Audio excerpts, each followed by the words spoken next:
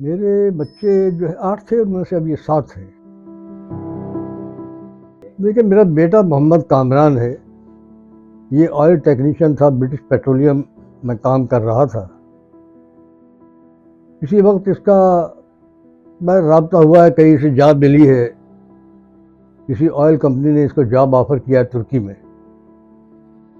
دسمبر 2014 میں یہ ان کے ویزے پہ وہاں ترکی چلا گیا۔ اس کے ساتھ اس کی بیوی تھی اور ایک بچہ تھا چھوٹا، اس کی عمر 5 سال تھی۔ لیکن وہاں جانے کے بعد جن لوگوں نے اس کو وہ لے کر گئے ہیں کسی آئل فیلڈ میں جو شام کی سرحد میں تھا، اور وہاں جا کے ان پر انکشاف ہوا کہ اصل میں ہمارے ساتھ دھوکہ ہو گیا۔ یہ داعش کا گروپ تھا جو انہیں گھسیٹ کر اپنے علاقوں میں لے گیا۔ میرے بیٹے کو اور اس کی فیملی کو انہوں نے الگ الگ کر دیا، فیملی کے لیے ایک ٹینٹ لگا دیا انہوں نے جس علاقے میں، جہاں بھی وہ ان کے زیر قبضہ علاقہ تھا، اور اس کو کسی آئل فیلڈ پہ کام کرنے کے لیے بھیج دیا جو عراقی سرحد میں تھا۔ یہ فیملی کا ٹینٹ جو ہے یہ شام کی سرحد میں تھا، اور یہ آئل فیلڈ پہ کام کرتے ہیں، انہیں رابطہ کرنے کی اجازت نہیں تھی۔ بہرحال چوری چھپے ان کا رابطہ ہو سکتا تھا، تو وہ کبھی کبھار اتفاق سے ہماری بات ان سے ہو جاتی تھی۔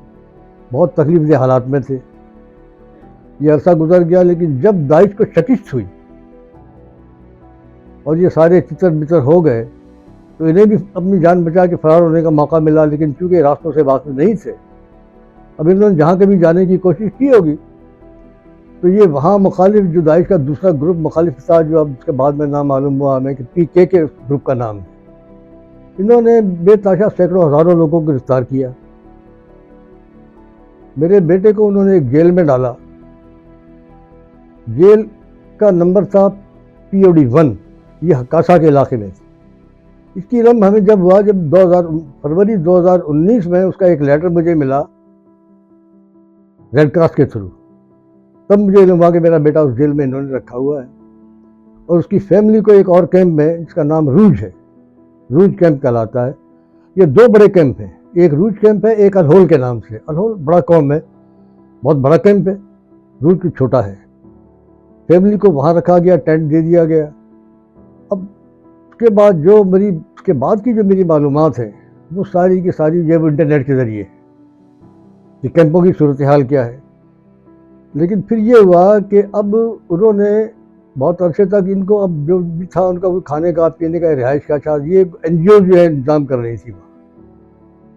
آج کل صورتحال جیسا کہ میں دیکھتا ہوں انٹرنیٹ کے ذریعے میری معلومات ہے کہ وہاں حالات بہت زیادہ تکلیف دہ ہیں، اور اب تو خیر رجیم وہاں مزید چینج ہو گیا، کچھ نہیں کہہ سکتا کہ کیا صورتحال ہوگی۔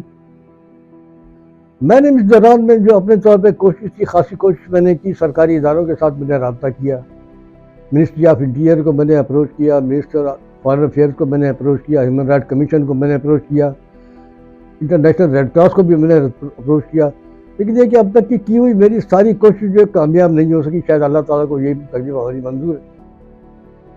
اب آخری تو چارہ کار کے طور پہ میں نے سندھ ہائی کورٹ میں رجوع کیا ہے، اور چونکہ حالات وہاں تبدیل بھی ہوئے، فوری طور پہ پچھلے چند دنوں سے جو تبدیلی آئی ہے، اور پھر ابھی میں نے PKK کا ایک بیان پڑھا ہے، انٹرنیٹ پہ ہی میں نے دیکھا ہے، جو انہوں نے یہ کہا ہے کہ جی ہمیں سب کو مل کے، سارے گروپوں کو ایک ساتھ، ادروائز تو یہ گروپ جو ابھی برسر اقتدار آیا ہے شام میں، یہ اور PPK ایک دوسرے کے مخالف گروپ، لیکن PPK کا بیان میں نے دیکھا ہے، وہ کہتے ہیں کہ ہمیں سب کو مل کے جو ہے ایک اتفاقیہ حکومت بنا لینی چاہیے۔ تو اس سے تھوڑی سی امید ہمیں بن گئی ہے کہ اللہ تعالیٰ کوئی کرم کر دے اور ہمارے بچے جو واپس آ جائیں۔ کیونکہ دیکھیں میرے بیٹے کا جب یہ گئے تو اس کے ساتھ اس کی بیوی تھی، ایک بچہ تھا جس کی عمر 5 سال تھی، تو اب وہ تقریباً 15 سال کا ہو گیا۔ ایک بچے کی پیدائش وہیں ہوئی، وہ بھی تقریباً جو ہے 9 سال کا، 10 سال کا ہو رہا ہے، اس کی تو پیدائش وہیں کی ہے۔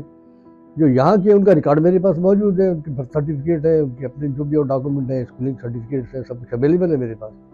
یہ سارے ثبوت لگا کے میں نے سندھ ہائی کورٹ میں جو ہے ایک درخواست ڈالی ہوئی ہے، اور مجھے امید ہے کہ میں اللہ تعالیٰ کی ذات سے امید کرتا ہوں، اور ممکن ہے کہ جو ہے کورٹ جب میری بات کو سن لے تو شاید۔ مین وائل ایک بات میں کہنا بھول گیا، سب سے پہلا رابطہ ہم نے کیا تھا جو میرے بیٹے کے ان لاز نے کیا تھا، انصار بننی سے، کیونکہ ایک بڑا نام ہے کہ صاحب یہ بڑے وہ ہیں، لوگوں کی بڑی مدد کرتے ہیں، لیکن میرا تجربہ یہ ہے کہ یہ کچھ نہیں کرتے۔ آج تک جب بھی ہم نے ان سے کہا تھا کہ ہاں جی آپ کا فائل ہمارے پاس رکھا ہوا ہے، ہم کوشش کر رہے ہیں، ان کی کوشش کرتے ہیں، ان کو 10 سال ہو گئے لیکن کوئی پراپر جواب آج تک ملا نہیں. یہ ہے ساری صورتحال. اب میری درخواست یہ حکومت پاکستان سے بھی اس لیے کہ جو نیٹ کے ذریعے میرے پاس معلومات ہے، پی پی کے کا کہنا یہ ہے کہ جہاں کے یہ لوگ ہیں، جس ملک کے رہنے والے، وہاں کی حکومت کا کوئی ریپرزینٹیو آئے اور ان کو لے جائے. اور بے تحاشا ملک اپنے لوگوں کو، خواتین اور بچوں کو لے گئے، مردوں کو تو وہ نہیں چھوڑتے. خواتین اور بچوں کو وہ کہتے ہیں لے جائیں، لیکن حکومت کا کوئی نمائندہ آئے اور انہیں لے جائے. تو ہماری حکومت نے میرے خیال میں ابھی تک جو ہے کوئی بھی ایسی کارروائی کی نہیں ہے. میری درخواست ہے حکومت سے کہ برائے مہربانی یہ بہت سیریس مسئلہ ہے، اور ایک ہماری فیملی نہیں ہے، بے تحاشا اور بھی یقیناً پاکستانی وہاں موجود ہیں، فیملیاں ہیں وہاں، جبکہ الہول میں میرے خیال میں بہت زیادہ لوگ. دوسرا نہیں، اس وقت جو کیمپ میں ان کی فیملیز کے ساتھ تو کوئی مشکل نہیں تھی، اس لیے کہ ان کے لیے ایک طرح سے انہوں نے محسوس کر کے رکھا ہوا تھا. فیملیز الگ تھی، مرد الگ تھے، مردوں کو فیلڈ میں جا کے کام کرنا ہوتا، کیونکہ سارے ٹیکنیشین تھے. میرا بیٹا ٹیکنیشین تھا تو اسے آئل فیلڈ میں کام کرنا ہوتا، اور وہ آئل فیلڈ جو تھے وہ عراق کے اندر تھے. عراق کی جو ٹیریٹری انہوں نے قبضہ کیا ہوا تھا اس میں تھے، وہ وہاں کام کرتا تھا. فیملی جس کی جہاں رہتی تھی، وہ جہاں کہیں بھی کوئی رہائش ان کو دی تھی، کیمپ لگایا ہوا تھا. وہ سیزن اس میں تو میرے خیال میں جو نام میرے علم میں آیا رقہ تھا.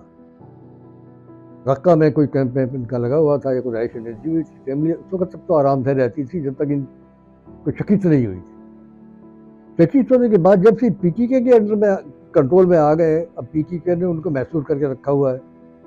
یہاں حالات نیٹ سے بھی پتہ چلتا ہے بہت زیادہ تکلیف دہ، اس لیے کہ اس میں بہت ساری جو ہیومینیٹیرین ایجنسیز ہیں، بہت ساری ایجنسیز ہیں جنہوں نے سروے کیے ہیں، وہاں وہ گئے بھی ہیں. بی بی سی کے لوگ بھی گئے ہیں، سی این این کے لوگ بھی گئے ہیں، جو ہیومینیٹیرین گراؤنڈ کے اوپر کام کرتے ہیں. ان کی رپورٹیں میں نے لکھی ہیں، تو اس کے حساب سے جو ہے نا وہ حالات بہت زیادہ تکلیف دہ. اب وہ تو ہم اندازہ لگا سکتے ہیں نا، یہاں سے جو لے کر گئے ان کو، یقیناً ان کو جو ہے وہ مطلب ایک لالچ دے کے، اچھی سیلری دے کے، کسی طرح سے بھی کر کے لے کے گئے ہیں، لیکن یہ پھنسے تو وہیں جا کر. اور یہ اکیلے نہیں، بے تحاشا پاکستانی وہاں پھنسے. ہو سکتا ہے کچھ جہاز کے جذبے سے ہی چلے گئے ہوں، لیکن بات یہ کہ جہاز میں جانے والا آدمی، جو میرا نقطہ نظر یہ ہے کہ وہ بیوی بچوں کو لے کر نہیں جاتا. یہ اپنی بیوی کو ساتھ لے کر گیا، ایک چھوٹا بچہ 5 سال کا تھا اسکول میں، اسے وہ ساتھ لے کر گیا ہے. تو اس سے مجھے یقین ہے کہ وہ دھوکے میں گیا. دیکھیے وہاں کنٹرول بڑا سخت ہے، وہ وہاں سے کیمپ سے نکل نہیں سکتے، کیمپ سے نکل نہیں سکتے.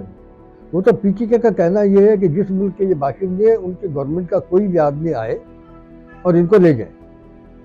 کچھ عرصے پہلے میں نے ابھی پڑھا، اتفاق سے وہ خبر تو خط پڑھانی تھی، افغانستان کے لوگ اپنے لوگوں کو لے کر گئے ہیں، جرمنی اپنے لوگوں کو لے کر گیا ہے، برطانیہ نے اپنے لوگوں کو نکالا ہے، یوکرین نے نکالا ہے. ان سارے ملک لیکن نکالا اسی طرح سے کہ ان کے نمائندے گئے ہیں گورنمنٹ کے، اور وہ نیگوشیٹ کر کے اپنے لوگوں کو لے کر چلے آئے. یعنی اسی مطلب جیسے بہت سارے میرے ویل وشرز ہیں، جو دوست ہیں، ہمدرد ہیں، ظاہر ہے میں نے ان سے لوگوں سے مدد کی درخواست کی، جاننے والوں سے کسی کوئی اپروچ ہو تو ان کی زبانی مجھے معلوم ہے. اب ان کے اپنے ذرائع کیا ہے مجھے نہیں معلوم، کیونکہ ان کے ذرائع سے میری ملاقات نہیں ہے. لیکن ان کا یہ بتانا ہے کہ تقریباً 100-150 جو ہیں وہ عورتیں اور بچے ہیں جو پاکستانی ہیں، جن کی زیادہ تعداد الہول میں ہے. 2 کیمپ ہیں وہاں، ایک الہول ہے، یہ بڑا ہے، اور دوسرا کیمپ ہے روج.